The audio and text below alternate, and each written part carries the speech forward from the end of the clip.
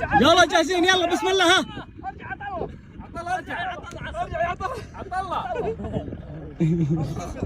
يا ابو عبد المجيد ارجع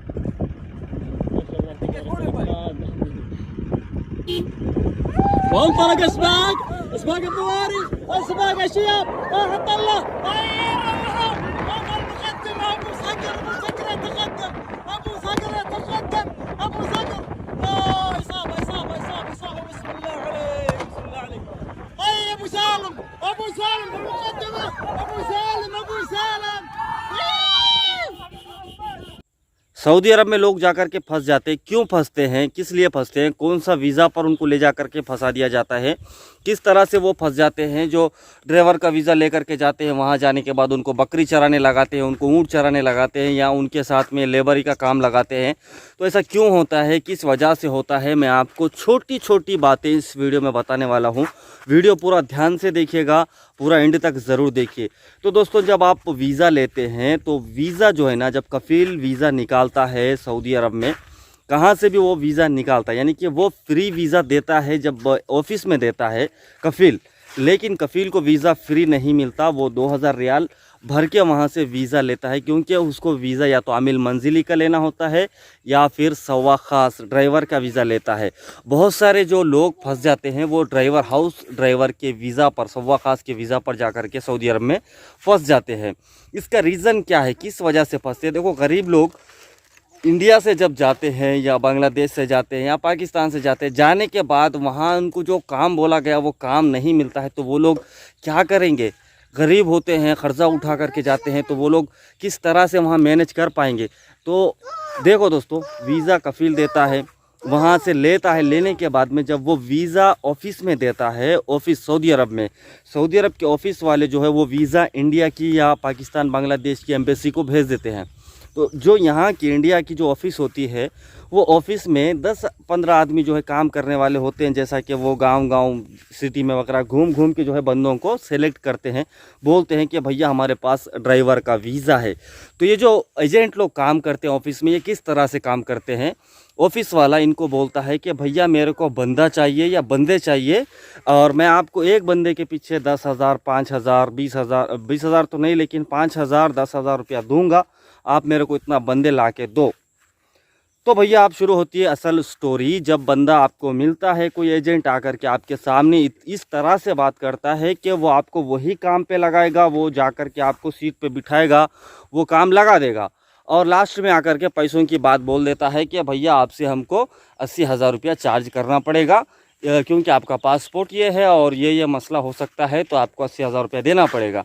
तो भोले भाले जो लोग होते हैं, इंडिया की परेशानी देख करके जो है वो क्या कर देते हैं, पासपोर्ट दे देते हैं, अपना मेडिकल वगैरह सब करा लेते हैं।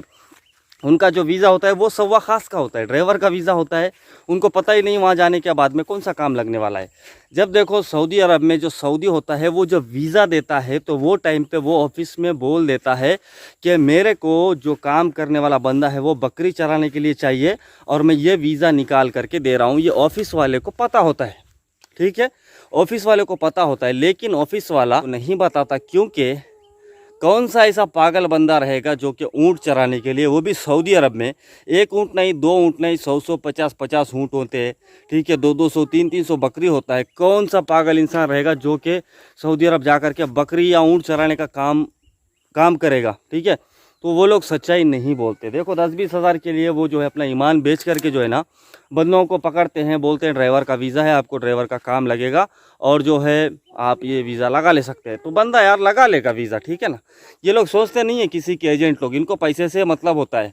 ये चाहे तो अपने भाई को भी, सगे भाई को या बाप को भी भेज दे, या बोल दे कि वहाँ ड्राइवर का काम है, फिर वो बकरी चलाएंगे। फिर वहाँ जाने के बाद इनका भाई या बंधु कोई भी फ़ोन करके पूछेगा कि भाई यहाँ तो ये काम है, तो बोलेंगे यार हमको कफ़ील तो बोला था कि ये काम है, लेकिन कफ़ील जो है सच्चाई बोल करके देता है। ड्राइवर लोग का भी जो वीज़ा होता है, जो हाउस ड्राइवर पे ही जाते हैं ख़ास करके, उनको भी जब वो देता है वीज़ा तो वो ये बोल के देता है कि मैं 1400 सैलरी दूंगा या 1500 सैलरी दूंगा, उससे बढ़ के नहीं होता है। लेकिन एजेंट आपको क्या बताएगा, 2200 सैलरी, 2500 सैलरी ऐसे बताएगा। जब आप वहाँ जाएंगे तो आपको पता चलेगा कि भैया सैलरी जो है ना इतनी सी दे रहा है, और मेरे को एजेंट, आप जब एजेंट को फ़ोन लगाते हैं तो वो आपसे सीधा सीधा बोल देगा, इनकार कर देगा, मेरे को नहीं पता, वो मेरे को जो बोला था मैं आपको बताया हूँ। मेरा काम आपको भेजना था, मैं भेज दिया हूँ भैया, आप काम करो नहीं करो वो आपकी मर्ज़ी है। इस तरह से होता है, इस तरह से फंस जाते हैं लोग। देखो आपको वीज़ा कहाँ से लेना चाहिए, वीज़ा कोई एजेंट आके आपको बोल रहा है तो उसको पहले पूछना चाहिए कि भैया सच में ये काम वही है कि नहीं है। अब मैं वहाँ जाऊँगा, जाने के बाद अगर दूसरा काम लगेगा तो क्या करना चाहिए, क्या करना पड़ेगा, क्या मेरे को वापस लाने में तुम सपोर्ट करोगे? तुम जितना मेरे से पैसा चार्ज कर रहे हो वो पैसा लगा करके तुम मेरे को वापस बुलाओगे? तो नहीं, ये जो है ना ये एक्सेप्ट नहीं करेगा। ये सीधा सीधा बोल देगा मेरा काम है भेजना, मैं सिर्फ भेजता हूँ, वापस आने की जिम्मेदारी वो आपकी ही होती है, ठीक है ना।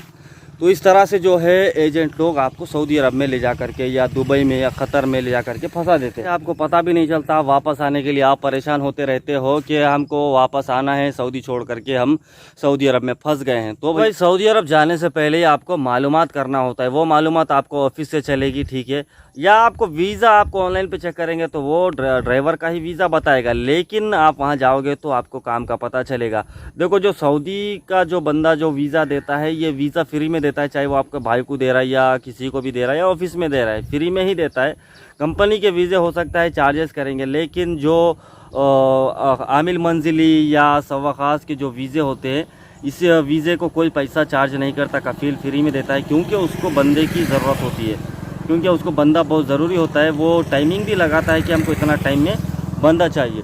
तो एजेंट लोग जो है गड़बड़ करेंगे, इतना जल्दी हो जाएगा, ये सब हो जाएगा, ऐसे ऐसे करके आपको पागल बनाएंगे, आपसे पैसा ले लेंगे, आपको ले जा करके फंसा देंगे। यानी कि वो खुद लेकर नहीं जाएंगे, आपको वीज़ा लगा देंगे, मेडिकल करवा देंगे, फ़्लाइट का भी टिकट निकाल करके दे देंगे, आपसे 80,000 1 लाख रुपये चार्ज करेंगे।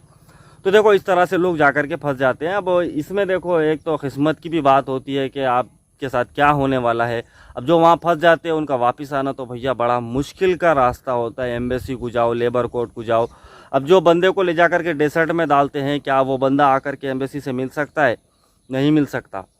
देखो यही होता है, वीज़ा लेने से पहले आपको सोचना चाहिए, सऊदी अरब जाने से पहले सोचना चाहिए कि आप वीज़ा कहाँ से ले रहे हैं, ठीक है। मेरे को जब वीज़ा दिया था तो मैं ये प्रॉमिस करके गया था, मेरे को यकीन नहीं था, क्योंकि बहुत सारे लोग मेरे को ये अलग अलग बातें बता रहे थे। मैं आपको अगली वीडियो में बताने वाला हूँ इसके बारे में, ये टॉपिक के बारे में कि मेरा वीज़ा कैसे लगा था, मैं क्या सोच करके यहाँ से गया था और लोगों ने मेरे को किस बात से डराया था। दोस्तों वीडियो अच्छा लगा है तो लाइक ज़रूर करना, चैनल पर नए हैं तो सब्सक्राइब कर लेना शाहिर गल्फ़ न्यूज़ पे। इसी तरह के मैं अपडेट्स आप लोगों के लिए लाता रहता हूँ, वीडियो को लाइक ज़रूर करिएगा। तो मिलते हैं आपके साथ नेक्स्ट वीडियो में। मासलामा, अल्लाह हाफिज़।